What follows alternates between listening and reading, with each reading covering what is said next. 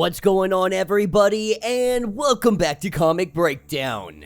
In this video, we are jumping into Fantastic Four issue number 6. While the Fantastic Four had been en route to Aunt Petunia's home, we saw the members battle against the sorcerer known as Nicholas Scratch, as he teleported away to the Dark Dimension. The exposure to the dimensional energies altered the Fantastic Four's structures, but they were able to restore them and they were able to escape. The team has hit the road once more, but unknowingly they brought back other dimensional bacteria, and this could very easily lead to global extinction. Now, make sure you guys have subscribed to the channel, make sure that you like this video, and with that being said, let's dive into this breakdown. Alright gang, so as we dive into this issue, we are picking up the next day after the Fantastic Four had escaped the Dark Dimension. They saw the reports on the news, and so they headed back to the location that they were just at. Once they arrive, they see that the ecosystem has drastically changed. The entire lake that was here, it is now all green. After Reed Richards does some quick examination, he can see that this bacteria is mirrored. They quickly recognize that what they had done previously wasn't enough. Some of the bacteria was able to get in, and now there is no way to stop it. Now Sue comes up with the idea that maybe, just maybe, only the lake is infected and they might be able to purify it. With the thing not wasting any time, he runs into the water. He begins picking up all the little turtles that he can grab. But of course, Reed Richards and Sue, they have some different methods that can get the aquatic life in one fell swoop. A force field holding on to all the little fish. We see Johnny set it fire underneath. And so this isn't going to cook them, it really isn't going to hurt the fish, but it is going to be hot enough to get some of this bacteria off. And then he goes for the lake. Setting this lake ablaze, this gets way past the point of boiling. To be able to bring the temperature back down, we see Johnny jump into the water and he absorbs all of the heat, replacing all of the wildlife. It took them 2 minutes and 39 seconds. Reed Richards knows that this was too slow. Any body of water within the range of a bird's flight since yesterday, it all has to be purified. That's hundreds of bodies of water that they need to take care of, and they just don't have the time to do it. They would never be able to keep up with it. And so he tells the team that this isn't going to work, but there has to be something that they can do. Even if Sue were to create tiny little force fields, if she missed simply a couple thousand of these bacteria, which could be a possibility, then they would have to start all the way over. Obviously, the thing very ticked off that they are getting their butts kicked by killer bacteria when they have ended the Reckoning War. They have beat up Galactus more than one time, but they are losing to bacteria. As they discuss what the possibilities might be, Johnny gets an idea. This bacteria feeds off of light, so Johnny thinks that maybe Sue can turn the whole sun invisible for however long it takes for this photosynthesis to really come to an end, to starve it all out. No light, no bacteria, no problem. And then Johnny realizes that no sun means the Earth could freeze solid. Believing that this might be a stupid idea, Reed says that it might be possible. Johnny telling him not to go all maker on them, that they don't want to freeze the planet. But the beauty of it is that they wouldn't have to. The Earth, it heats itself by the sun. This is one thing that is true, but it also has a core, and that core has a colossus amount of thermal mass. And so it will get slightly cooler, but it won't get catastrophically so. It would take months for oceans to freeze over, even in total darkness. But the bacteria would die in 3 days, so they only need darkness for 72 hours. And Johnny is the first to bring up that there is going to be global repercussions because of turning off the sun. And the Fantastic Four are not winning any popularity contests, but they don't need the whole sun invisible. If they act now, it would just be a few states. The bacteria hasn't expanded enough to be a global issue. And while this may kill all bacteria in the infected area, once it's all done, they can replace the good bacteria. This is all assuming that Sue can sustain such a huge and repeated 16-hour use of her powers against the sun itself for 3 days straight. And of course, she is up for the task. With Alicia, the Thing, and Reed Richards staying behind, they're gonna deal with the press. They're gonna take the Fantastic Four car up there with enough compressed oxygen to last a week.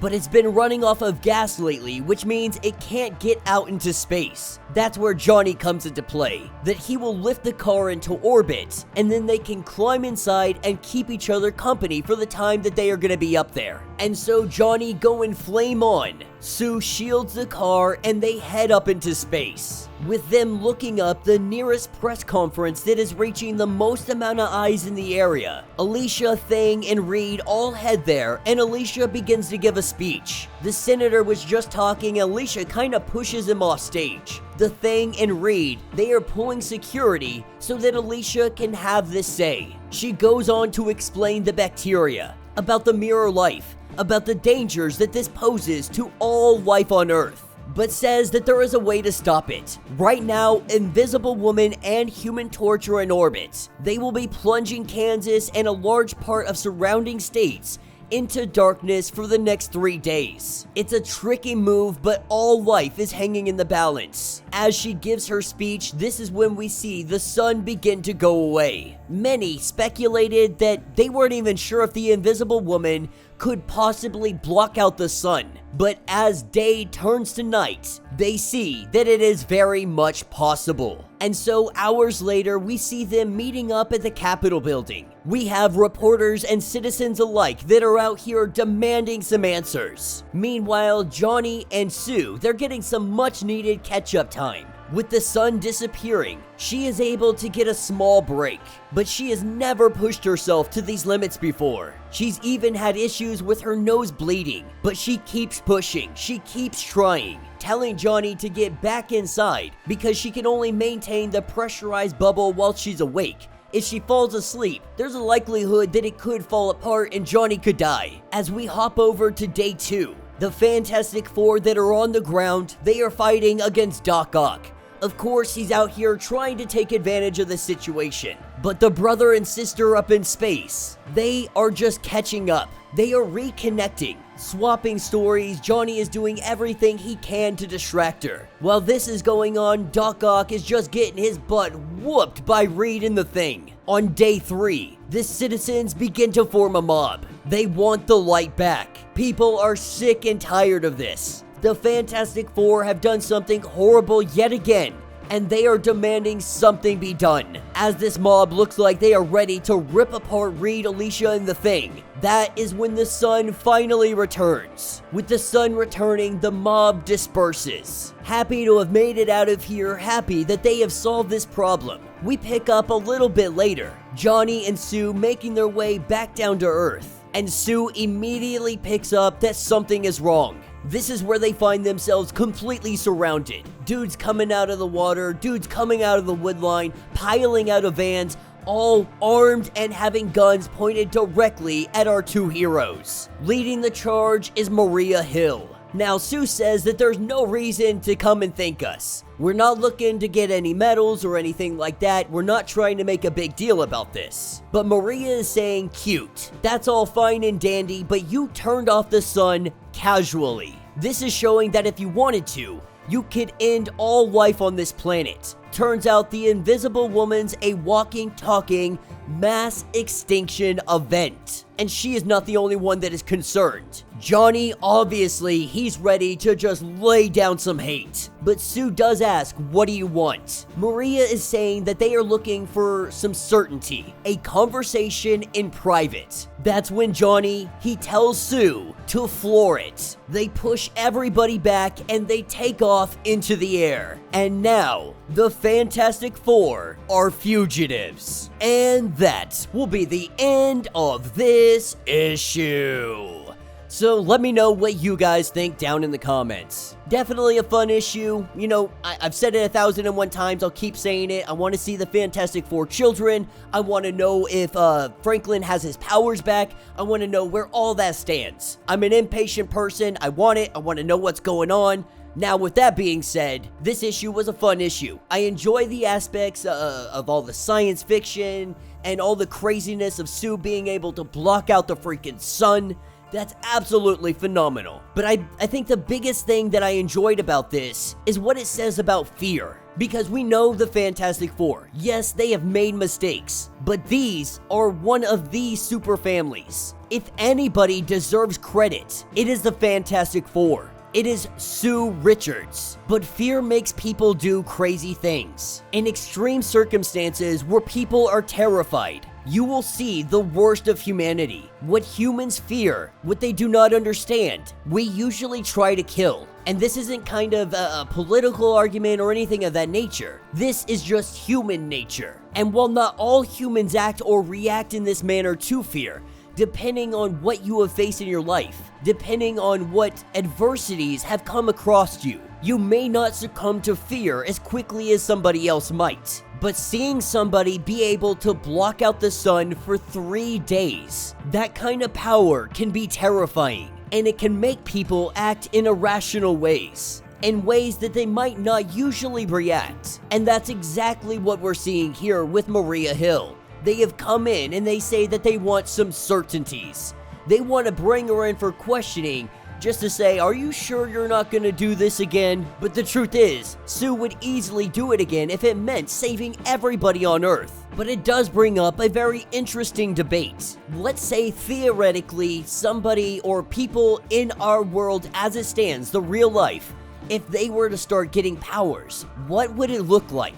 Do you think the vast majority of human beings would be accepting of this? If there was somebody out there that was powerful enough to block out the sun, to read the minds of every single human on Earth, to shapeshift into anybody that they would ever want to be, do you think that this would be met with open arms? Or do you think that we would fight back? That we as a species would be threatened by what is evolving or what is becoming of us? Now, me personally, I think that the X-Men comics, regardless of what era, have explained in great detail why we would always fight against it.